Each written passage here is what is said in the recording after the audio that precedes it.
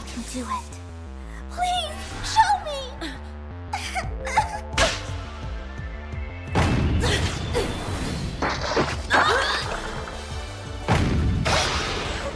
She knows how to... You had your turn, now it's mine!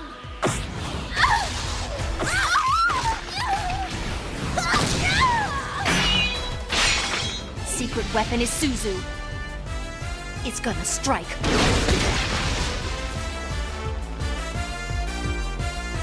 The Executive Council. This area's been temporarily closed.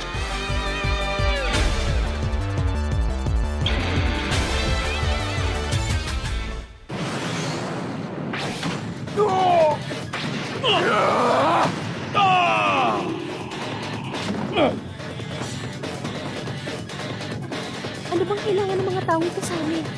Baka naman nalulungkot ka na dyan. Sasamahan na lang. Mag-enjoy tayo. Jackie! Ha?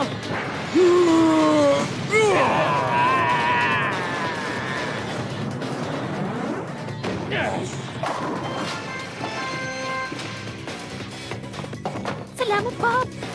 Jackie, ayos ka lang ba?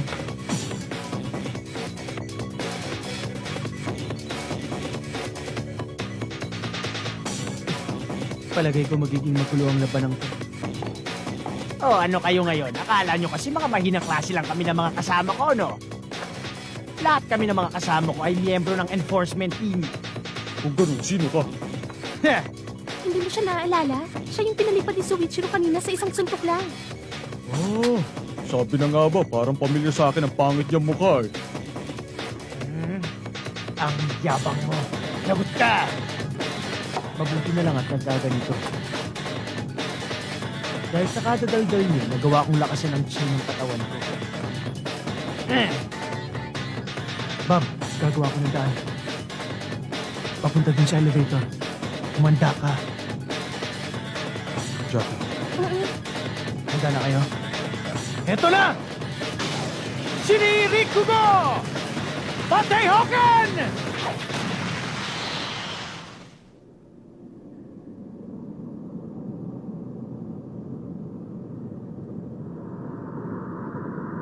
Gusto ko malaman mo na hindi ko gusto itong pinapagawa mo sa akin. Pero wala akong magagawa kung hindi sumunod dahil ang Pro Wrestling Club ay nasa ilalim ng enforcement team.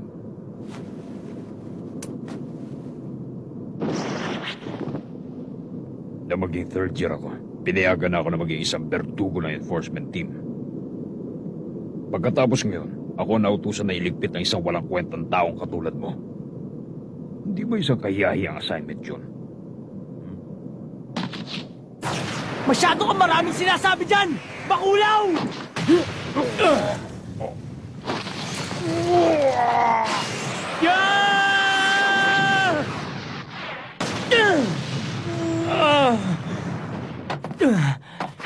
Hindi ko pinag-aaksaya ng panahon ng mga walang pinagpat na katulad mo! Baliwala ka sa akin!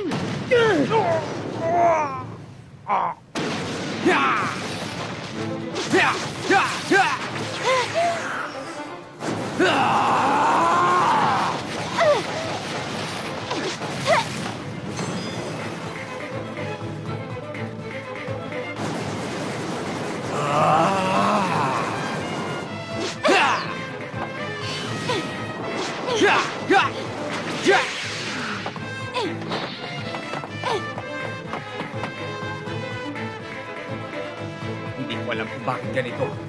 Pero hindi ko na nararamdaman ang kaba na naramdaman ko noon. Humahaba ang patpat na higit sa sukat nito. Ang layo na naaabot.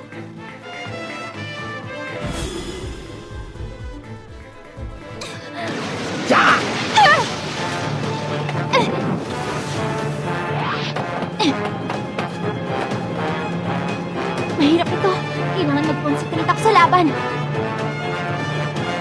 Tama ako. Nawala ng tuluyan ng kaba ko.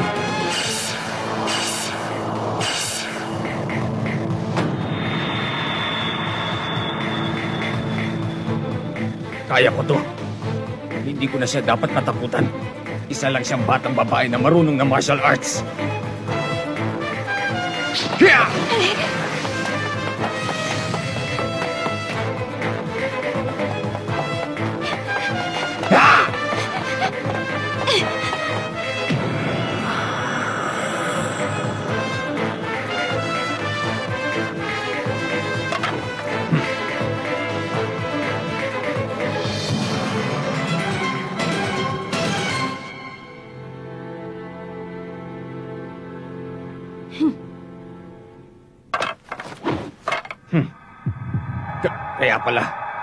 Kaya pala panay takbo mo paakyat ng hagdan. Ngayon, alam ko na kung bakit. Paiba-iba kasi ang mga atake na ginagawa niya gamit ng patpat niya. Para malabanan yun. Wala ako ibang paraan kundi gumamit ng mga thrusting attack dito sa hagdan.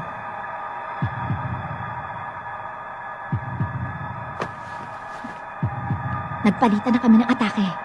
Ang problema nga lang, napadali ang pag-ikli ng distansya sa pagitan namin. Malamang ay gagawin na niya ang susunod niyang atake.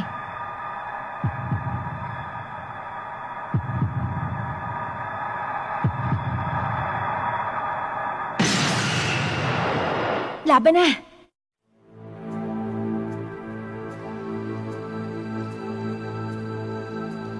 Maya Natsume, oras na para ipakita mo sa akin ang totoong galing mo. Hindi na ako makikipaglaro pa sa'yo.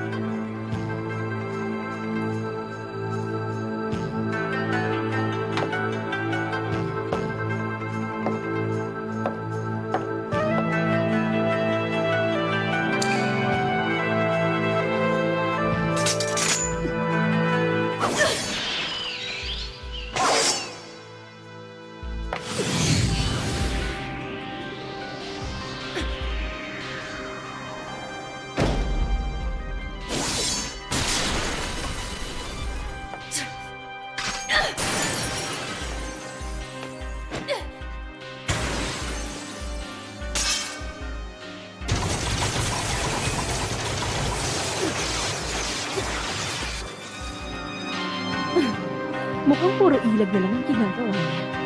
Sa susunod ng atake.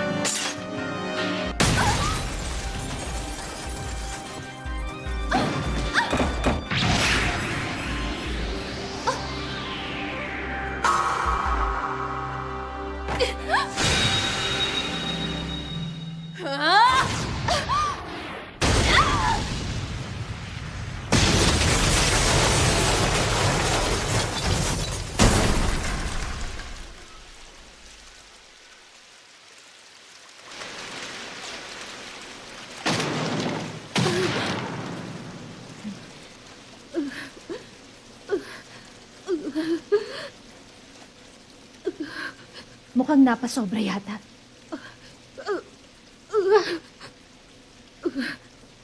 Kasama naman ng mga bata si Takayanagi. Siguro naman hindi sila natalo. Ang problema si Aya. Pambihira talaga. Isip bata pa kasi kung ano-ano ang naiisip.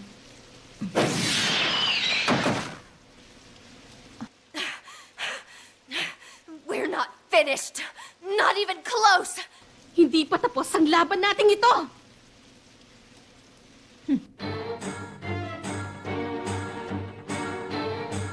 Siguradong tihado ka na sa laban nating ito.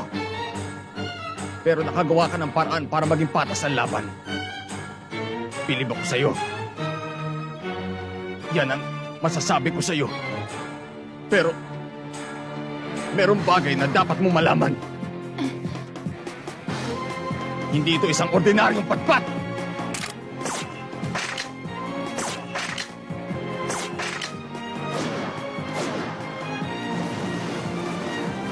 Ngayon, umanda ka! Tapos ka na! Dadalhin na kita sa huling antungan! Ano? Imposible! Shin Muso Tagami Reunited! Ichiyo no Ichi! Kai!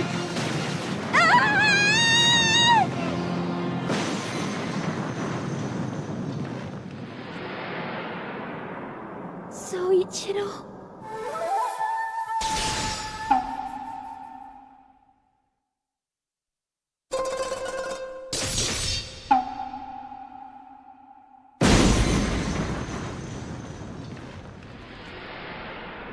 Soichiro-sama.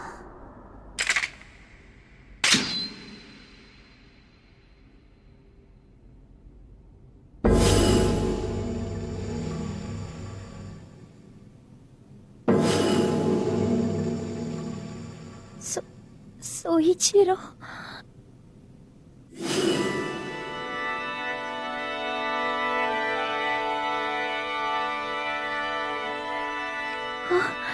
Ano itong nakikita ko?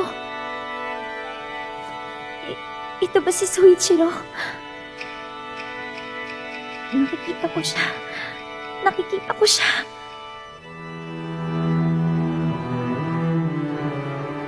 Ang angkan na nagpapalayas ng masasamang espiritu. Tinatawag ang masasamang espiritu at ikinukulong ang mga to sa katawan nila. Sila mismo ay nagiging katulad ng mga espiritong nilalabanan nila. Simula pa'y kinamumuhian sila ng mga tao at masasamang espiritu. Sila ang sinumpang angkan. Pero Soichiro, huwag mo silang kamumuhian. Sisirain ng galit at puot ang iyong chi. Kapag nasira ang iyong chi, hindi mo magagamit ang kapangyarihan mo. Hindi po. Pangako. Palalakasin ko ang kapangyarihan ko. Gagantihan ko ang mga gumawa nito sa inyo, Mama. Tatapusin ko silang lahat.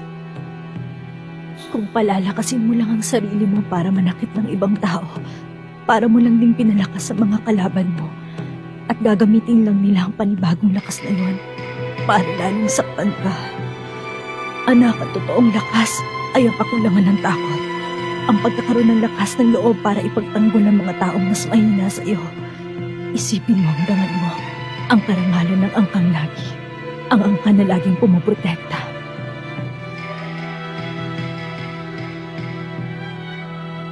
Ang angkan na laging lumalaban para sa kapanganan ng mga mahihina at inosente. Darating din ang araw na maiintindihan mo lahat ng sinasabi ko sa iyo ngayon. Pagdating ng araw na yon, magiging kasing lakas ng isang dragon ang katawan mo. Isang dragon.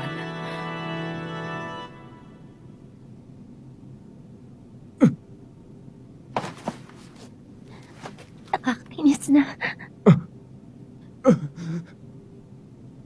Kasi, lagi ko na lang iniisip si Soichiro.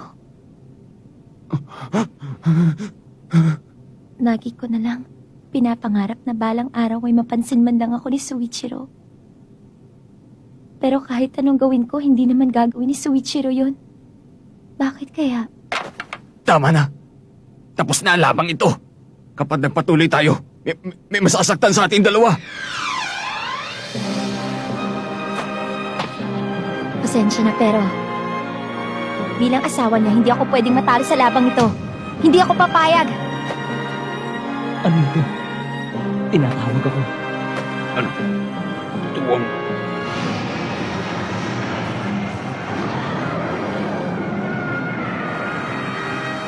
Ano yan? May hibang ba ako?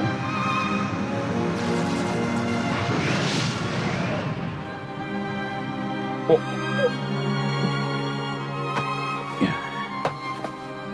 Pasensya ka na. Hindi ko sinasadya, pero minalate ko ang kakayahan mo. Nagkamali ako. Sumuko ka na. Hindi na kita pagbibigyan ulit. Hindi ako makukonsensya kapag napuruhan kita.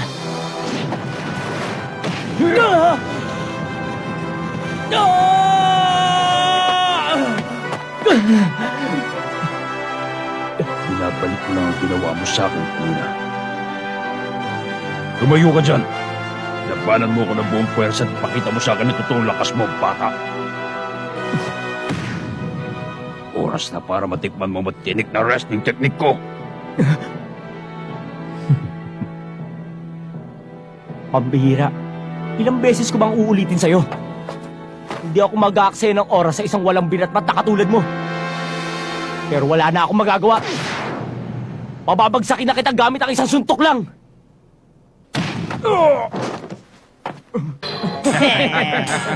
Hindi tayo makakatakas. Turo!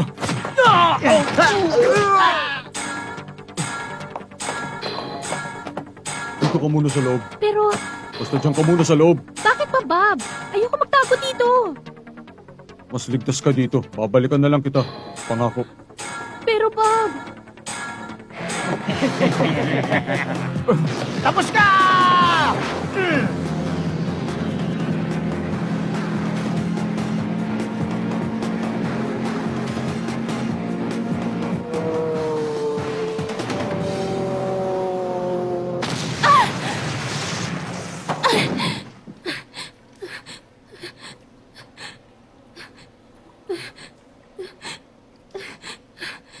Ngayon nakalaban ko na siya. Naiintindihan ko na.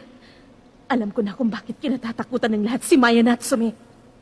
Kahit na galit sila sa kanya, wala silang magawa.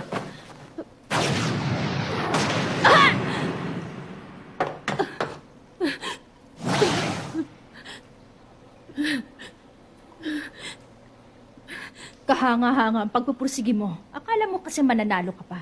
Pero kahit na hindi mo na kayang tumayo, hindi pa rin kita pagbibigyan. Kaya sumuko ka na lang. Malas lang talaga. Hindi masusunod ang pinlano ko. Akala ko matatalo ko siya kung magdadala ko ng madaming sandata para gamitin sa kanya. Pero kulang ang dala ko. Pero hindi pa rin ako papayag na matalo dito. Kahit ano pang mangyari. Hindi ako matatalo! Hindi!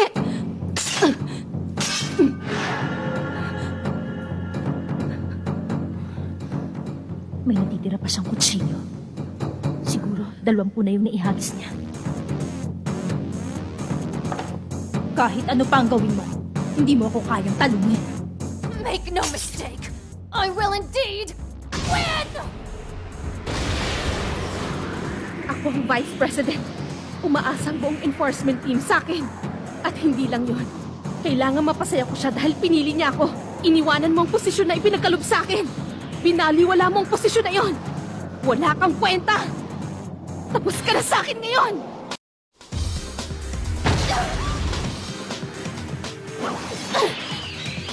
Isa, dalawa, tatlo, apat. Sabi na nga ba may panglima pa? Ang special technique ng Izuzoe ang Shadow Blade. Kailangan ilagay.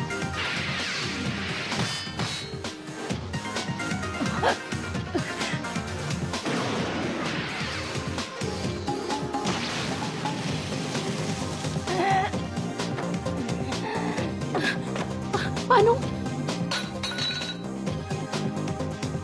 Hindi. Hindi ako pwede magpatalo sa babaeng to. Umasa silang lahat sa akin. Ako ang pinuno nila. Hindi kayo magtatagumpay. Hindi magtatagumpay ang pinabalak nyo. Hindi ako papayag! Ang responsibilidad na pinagkalob sa akin ay mas mabigat pa sa pinagkalob sa'yo! Natsume Ryu! Kongo Hashki! Renkan Tenpen Tekageki! Tapos ka na!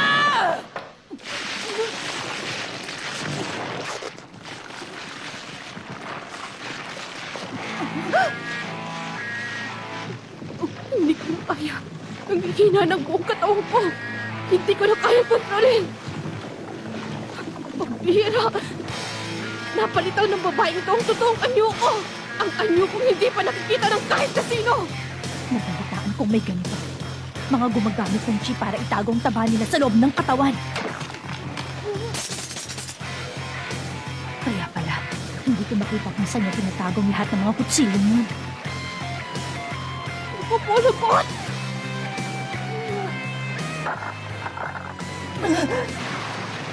Lagot!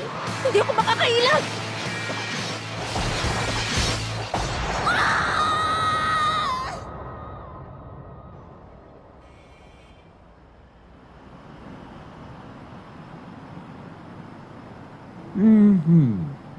Ang galing ko talaga. Walang kupas ang kagwapuhan ko. Sa wakas, dumating din siya.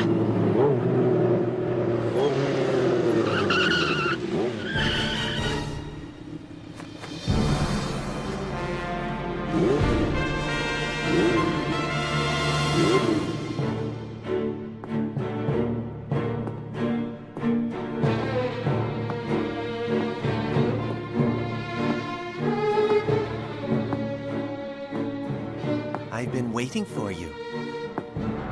Mitsuomi.